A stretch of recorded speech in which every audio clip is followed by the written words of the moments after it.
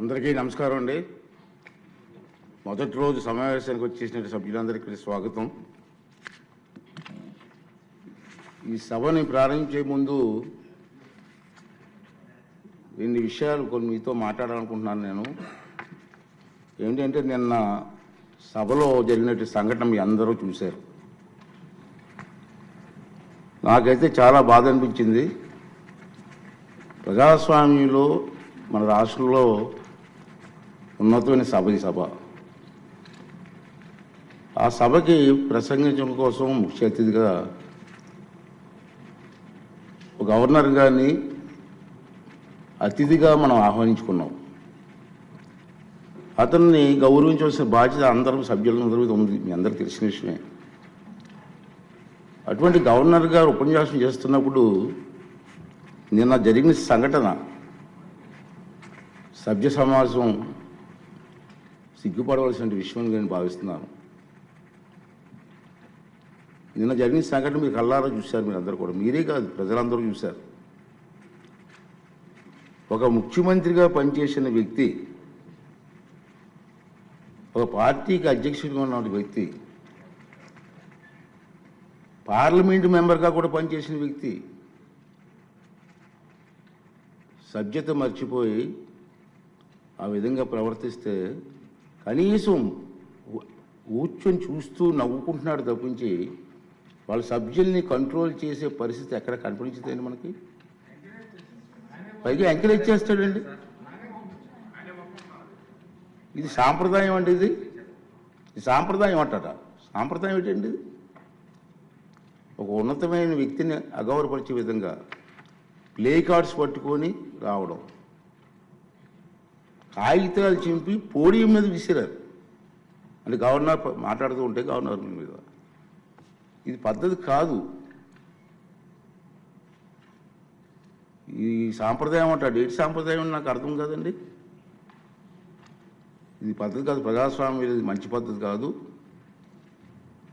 పైగా అతనికి ఆలోచన లేకపోయినా పక్కనే ఉన్నటువంటి సీనియర్ మెంబర్ బొత్స సత్యనారాయణ గారికి కూడా ప్రోత్సహించారు. వారైనా ఇది తప్పు అని చెప్పే పరిస్థితి లేదు. ఇటువంటి సంఘటనలు రాబోయే రోజులు జరగకూడదు అనేది నా తాలూకు ఆలోచన విధానం. మీరందరూ కూడా గమనిస్తూనే ఉన్నారు. ఇది ఎందుకు చెప్తానంటే ఇప్పటికైనా విజ్ఞతతో ప్రవర్తించాలని చెప్పి ఆ సభ్యులందరినీ కోరుకుంటున్నాను. సభ ద్వారా ప్రజాస్వామ్యం పెద్దలు మనకు ఎంతో ప్రజాస్వామ్యాన్ని ఇచ్చారు, రాజ్యాంగాన్ని ఇచ్చారు. రాజ్యాంగానికి అనుగుణంగా మనం ప్రవర్తించాలి తప్పించి మన ఇష్టం వచ్చిన మాట్లాడుకుంటాం.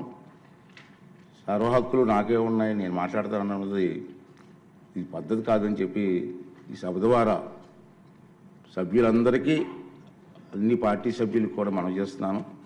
అదే ప్రజలు కూడా దీన్ని గమనిస్తున్నారనే విషయాన్ని కూడా మనం చూసుకోవాలి. ఉంది మన గవర్నర్ ప్రసంగం అయింది నిన్న. ఈరోజు గవర్నర్ ప్రసంగం మీద చర్చ ఉంది.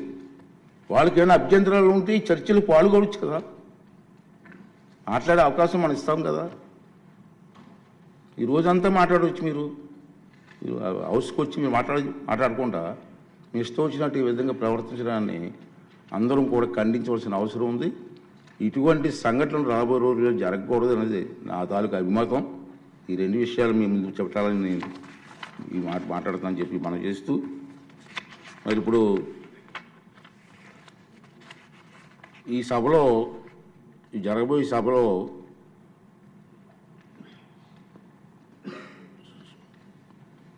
ప్యానల్ సభ్యులుగా మండల్ బుద్ధప్రసాద్ గారు, వరదరాజుల రెడ్డి గారు, జ్యోతుల్ నెహ్రూ గారు, కోళ్ళ లలిత్ కుమార్ గారు, దాసరి సుధ గారు, విష్ణు కుమార్ రాజు గారు, వీరిని నియమించడం జరిగింది. ఆల్రెడీ మన లాస్ట్ టైం కూడా అనౌన్స్ చేసాం.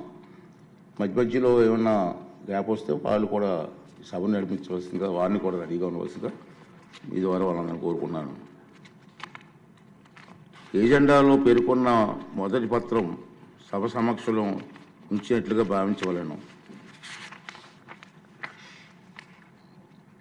ఉభయ సభలో సభ్యులను ఉద్దేశించి 24 ఫిబ్రవరి 25 గవర్నర్ గారు చేసిన ప్రసంగాన్ని ప్రతిని సెక్రటరీ జనరల్ సభ సమక్షంలో ఉంచుతారు. గౌరవ స్పీకర్ గారి అనుమతితో గవర్నర్ గారి ప్రసంగం ప్రతిని సభకు సమర్పిస్తున్నాం.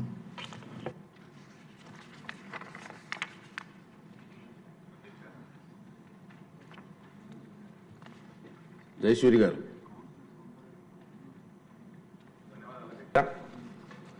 ముఖ్యంగా నిన్న జరిగినటువంటి సభలో జరిగినటువంటి చాలా బాధాకరమైనటువంటి సందర్భం.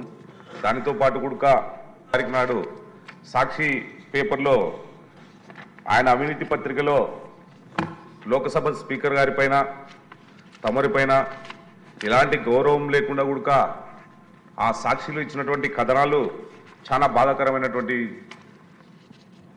సందర్భం అధ్యక్ష. అయితే శిక్షణ తరగతులు జరగకముందే కోట్ల రూపాయల ప్రజాధనాన్ని ఖర్చు పెట్టి ఇక్కడ అసెంబ్లీ ఆవరణంలో టెంట్లేసి ఖర్చు చేశారని చెప్పేసి ఒక తప్పుడు నివేదికలు రాస్తూ రాష్ట్ర ప్రజానికానికంతా కూడా ఆయనకున్నటువంటి కరపత్రమైనటువంటి సాక్షి పేపర్లోను సాక్షి ఛానల్లోనూ తప్పుడు ప్రచారాలు చేస్తూ ప్రజాస్వామ్యంలో సభల పైన ఉన్నటువంటి గౌరవాన్ని అగౌరవపరుస్తూ ఈరోజు జగన్మోహన్ రెడ్డి గారు ఆయన సాక్షి పేపర్ అవలంబిస్తున్నటువంటి విధానాలు చాలా బాధాకరమైనటువంటి విధానాలు అధ్యక్ష. కాబట్టి తప్పనిసరిగా సాక్షి పేపర్ పైన సాక్షి ఛానల్ పైన రూల్ నంబర్ 169 ప్రకారం నేను ప్రివిలేజ్ కమిటీకి కంప్లైంట్ చేస్తున్నాను అధ్యక్ష.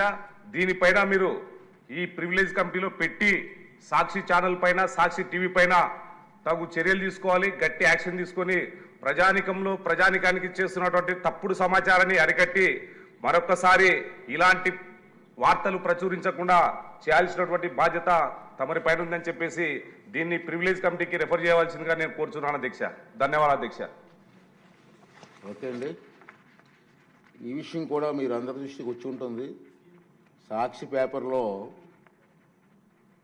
ఒక హెడ్లైన్స్ వచ్చి ఏంటంటే మనం ముందుగానే ఎప్పటి నుంచి అనుకున్నాం, మనం కొత్తగా సభ్యులు వచ్చారు 84 మంది ఉన్నారు, వాళ్ళందరికీ ట్రైనింగ్ క్యాంప్స్ పెట్టాలని 2 days ఫిక్స్ చేసుకున్నాం. వాస్తవం అది. నేను కూడా మన వెంకయ్యనాయుడు గారిని అలాగే పార్లమెంటు స్పీకర్ గారిని పిలవాలని డిసైడ్ చేసుకున్నాం. నేను ఢిల్లీ వెళ్ళి వాళ్ళని ఇన్వైట్ చేసాం. రఘురామరాజు గారు నేను వెళ్ళి ఇన్వైట్ చేసాం. వారు ఎంత హ్యాపీ ఫీల్ అయ్యారు. ఫస్ట్ టైం ఈ ప్రమాణం చేస్తున్నారు కాబట్టి నేను స్వయంగా వస్తానని చెప్పి వారు అంగీకరించి డేట్ కూడా ఇచ్చారు. అయితే మనకి ఎలక్షన్స్ కోడ్ ఉండడం వల్ల మేమనుకున్నామంటే పోస్ట్ పోన్ చేద్దాం, ఎక్కువ మంది ఎమ్మెల్యేలు ఎలక్షన్స్లో ఇన్వాల్వ్ అయి ఉంటారు, అందరూ ఉండాలనే ఉద్దేశంతో పోస్ట్ పోన్ చేసాం. దానికి సాక్షి పేపర్లు చూసి నేను కూడా బాధపడ్డాను. ఎందుకంటే సరే బాధపడినా సంస్కారం లేని వాళ్ళు ఏదో రాస్తూ ఉంటే బాధపడాల్సిన కాదు, కానీ దీని మీద యాక్షన్ తీసుకోవాలి. అందుకే సభ్యులు మిమ్మల్ని అభినందిస్తున్నానండి. మీరు ప్రతిపాదించారు. దాంట్లో ఏమి రాశారంటే ట్రైనింగ్ క్యాంపులు లేవు, ఏమీ లేవు, కోట్లాది రూపాయలు ఖర్చు అయిపోయింది అన్నారు. కోట్లాది రూపాయలు ఖర్చు అయిపోయింది అట్లా దుర్వినియోగం చేయిస్తానరా. మనం అసలు మీటింగే పెట్టలేదు, మనం కోట్లాది రూపాయలు ఖర్చు అవుతుందండి. ఆఖరికి పార్లమెంటు స్పీకర్ గారు కూడా ఫ్లైట్ టికెట్లు కూడా అతని డబ్బు తీరు కొనుక్కున్నారు. ఇలా ఇష్టం వచ్చినట్టు రాయడం కూడా బాధ అనిపించింది. కానీ మన సభ్యులు గౌరవ సభ్యులను అభినందిస్తానండి. మీరు లేవనెత్తారు. మీరు లేవనెత్తినటువంటి మీ అభిప్రాయాన్ని నేను కూడా దృష్టిలో పెట్టుకొని తప్పనిసరిగా మీ అభిప్రాయ ప్రకారంగా ఈ విషయాన్ని వెంటనే సభా హక్కుల కమిటీకి నేను రెఫర్ చేస్తున్నాను. సభా హక్కుల కమిటీ ఏ నిర్ణయం తీసుకున్నా ఆ నిర్ణయం ప్రకారంగా వారి మీద చర్య తీసుకోవడం జరుగుతుంది. ఓకే. రెండో విషయం ఏంటంటే సభలోని రాజకీయ పక్షాల బలాబలాలను, ఆంధ్రప్రదేశ్ శాసనసభ నియమాలను, మునుపటి పద్ధతులను, సాంప్రదాయాలను పరిశీలించి అనంతరం గవర్నర్ గారి ప్రసంగానికి ధన్యవాదాలు తెలిపే తీర్మానంపై చర్చకు సుమారు 5 గంటల సమయాన్ని కేటాయించడమైంది. ఈ చర్చ జరగడం కోసం గవర్నర్ గారి ప్రసంగాన్ని ధన్యవాదాలు తెలిపే తీర్మానాన్ని సవరణలను ఈ ఉదయం 11 గంటల వరకు ఏమైనా సవరణలు ఉంటే ఈ ఉదయం 11 గంటల లోపున మన సెక్రటరీ జనరల్ గారికి మీరు అందించవచ్చు. ఇప్పుడు గవర్నర్ గారి ప్రసంగాన్ని ధన్యవాదాలు తెలిపే తీర్మానాన్ని ప్రతిపాదించవలసిందిగా శ్రీ కోన రవికుమార్ గారిని కోరుతున్నాను.